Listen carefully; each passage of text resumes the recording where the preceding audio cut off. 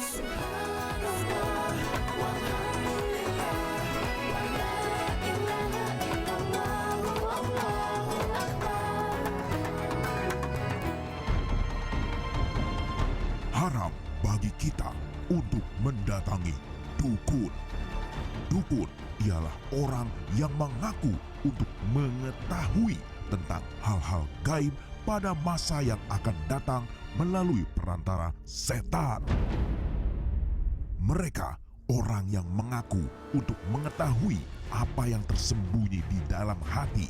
Sesungguhnya tidak ada yang mengetahui apa yang ada dalam hati seseorang kecuali Allah Subhanahu wa Ta'ala. Seperti apa pandangan Al-Quran tentang perdukunan? Akan dibahas sesaat lagi. Allah Subhanahu wa Ta'ala sudah jelas menegaskan bahwa perdukunan, perbuatan dusta, bahkan syaitan menjadi tangan kanan mereka dengan mencuri berita dari langit. أعوذ بالله من الشيطان الرجيم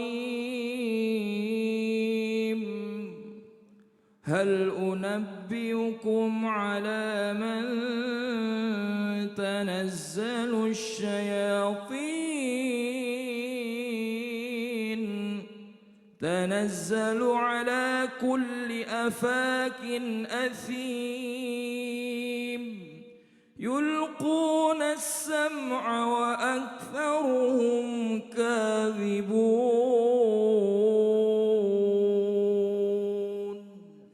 Allah Subhanahu wa Ta'ala memberikan kabar kepada kita bahwa aku peringatkan kalian, ada orang-orang yang mana mereka pendusta-pendusta, mereka adalah pembohong-pembohong, yang mana mereka dibantu oleh syaitan, ditolong oleh syaitan untuk meluruskan segala keinginannya, segala perbuatannya, di mana mereka selalu menjadikan telinganya mendengarkan arahan-arahan daripada syaitan, dan semua itu adalah tanda-tanda kebohongan yang mereka lakukan.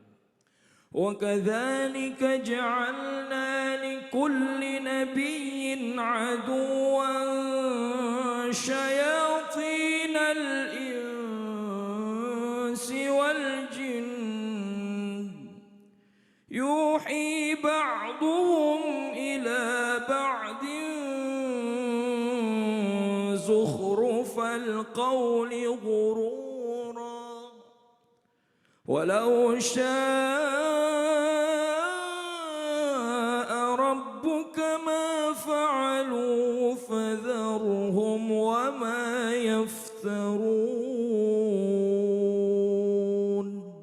Allah Subhanahu wa Ta'ala menjelaskan bahwa mereka adalah syaitan-syaitan yang Allah Subhanahu wa Ta'ala kirimkan bukan hanya kepada manusia biasa, bahkan kepada para nabi, untuk berupaya mendustakan, menipu daya dari setiap kalangan manusia.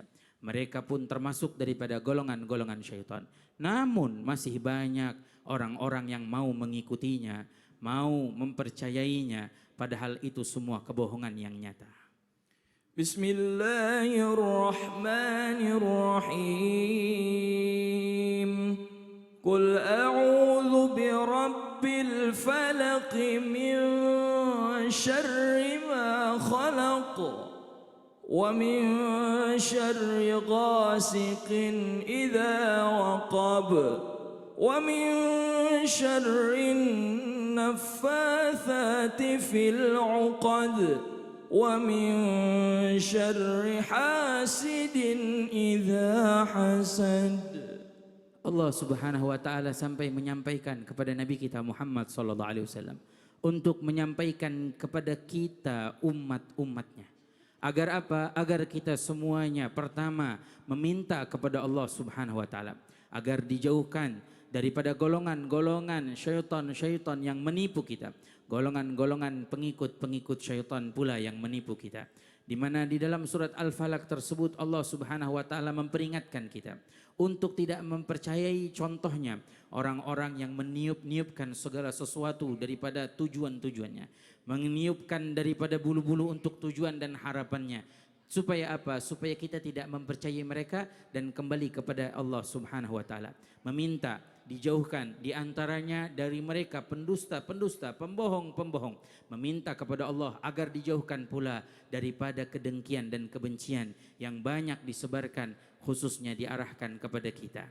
Di mana kedengkian-kedengkian tersebut Allah Subhanahu wa taala jadikan supaya kita selalu memohon kepada Allah Subhanahu wa taala agar dijauhkannya. Min syarri hasidin idza hasad.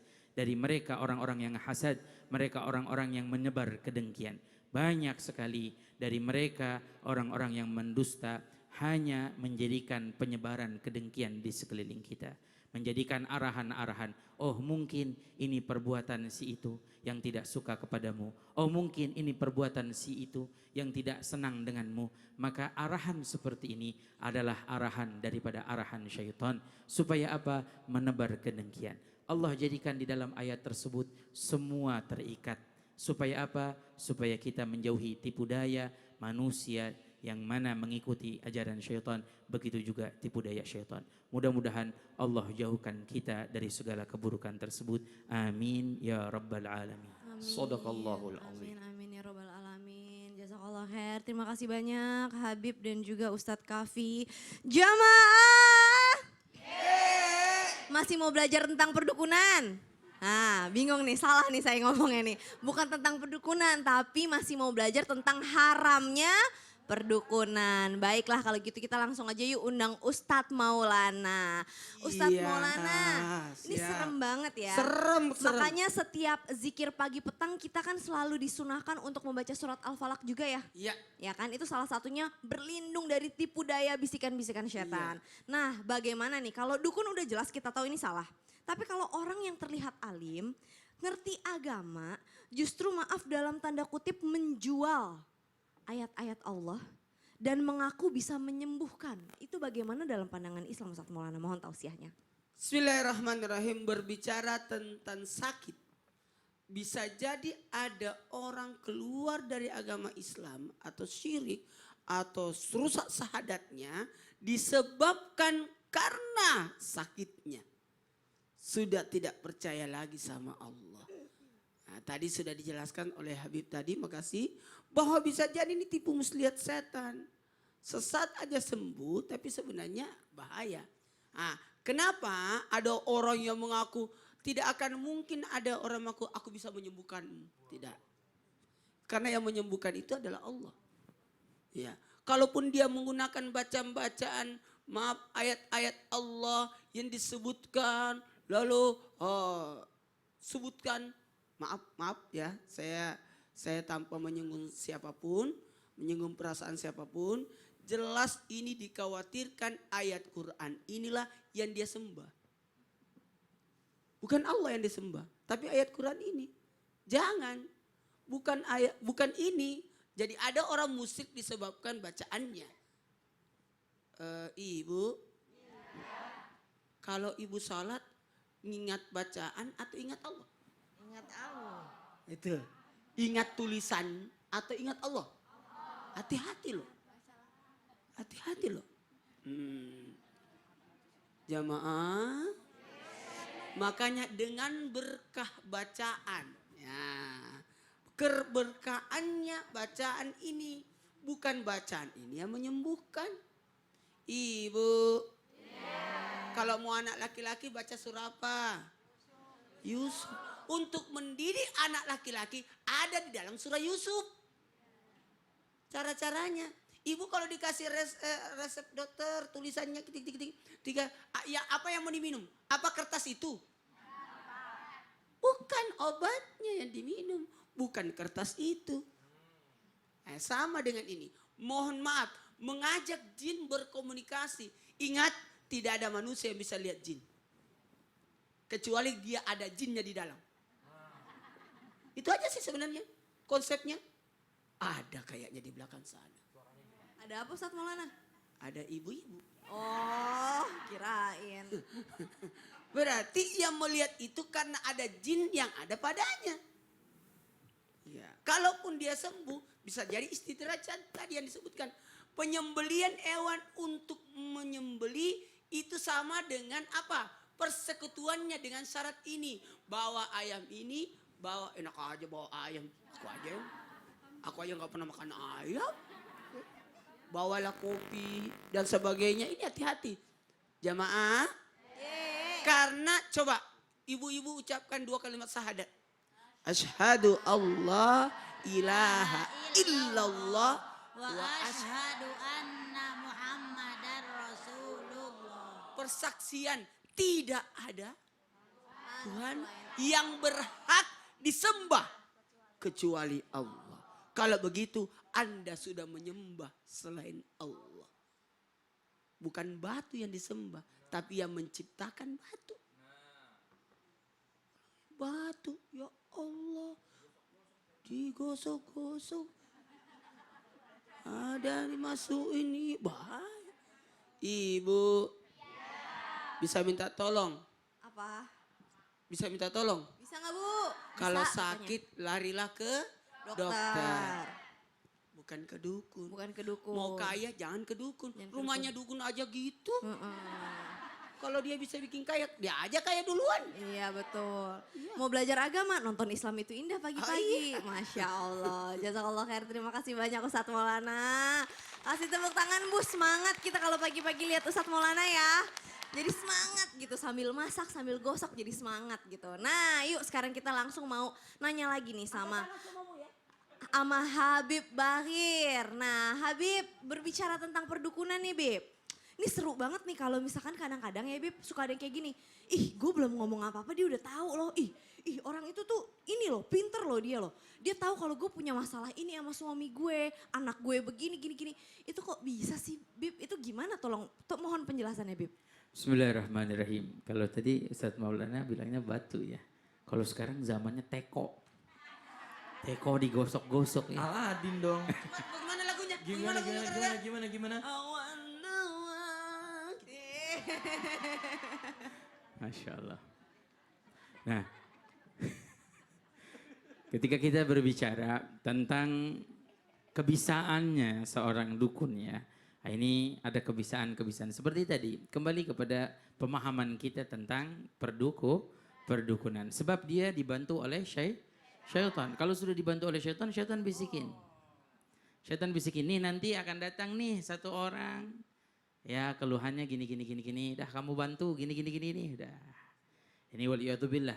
Orang yang ikut dengan hal tersebut, artinya orang yang ikut dalam ilmu perdukunan, waliyatubillah. Salah satu tanda orang yang meninggal dunia dalam keadaan su'ul khatimah. Pokoknya ada orang matinya susah.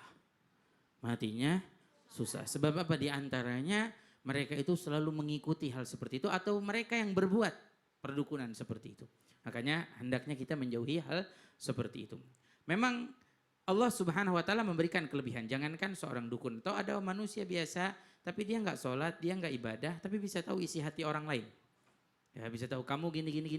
Kamu lagi gini. Kamu lagi gini. Dia bisa tahu. Ini namanya apa? Ini namanya istidraj. Kelebihan yang Allah Subhanahu wa taala berikan yang tidak masuk di dalam akal manusia, tapi dilakukan oleh orang-orang yang tidak percaya kepada Allah, tidak beribadah kepada Allah. Berapa banyak ada orang gak pernah sholat, gak pernah ngaji, tapi bisa nyembuhin orang. Bisa nyembuhin orang. Nah sekarang kita percayanya dengan apa nih? Ini yang mengakibatkan kita terdorong oleh syaitan untuk percaya kepada orangnya. Ya, bukan kepada Allah Subhanahu wa taala yang menyembuhkan. Nah ini dorongan-dorongan seperti tahu isi hati orang. Nah makanya ada satu kisah yang tadi saya mau sambung. Kisahnya di dalam zaman para ulama solehin terdahulu. Ada satu orang luar biasa. Dia non muslim tapi bisa melihat isi hati orang. Sampai ulama di zamannya kebingungan. Kenapa kok ini bisa melihat isi hati orang?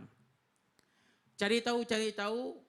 Akhirnya apa? Akhirnya si ulama ini mengajaknya untuk masuk Islam. Supaya tidak menjadi fitnah. Kalau jadi fitnah nanti banyak orang keluar dari Islam. Lebih percaya dengan hal seperti itu. Banyak karena orang sekarang lebih percaya daripada perdukunan daripada sholat. Lebih percaya perdukunan untuk tokonya laris daripada berzikir, berdoa, meminta kepada Allah. Dulu Imam Junaid punya toko tapi setiap mau dagang sholat dulu 300 rakaat.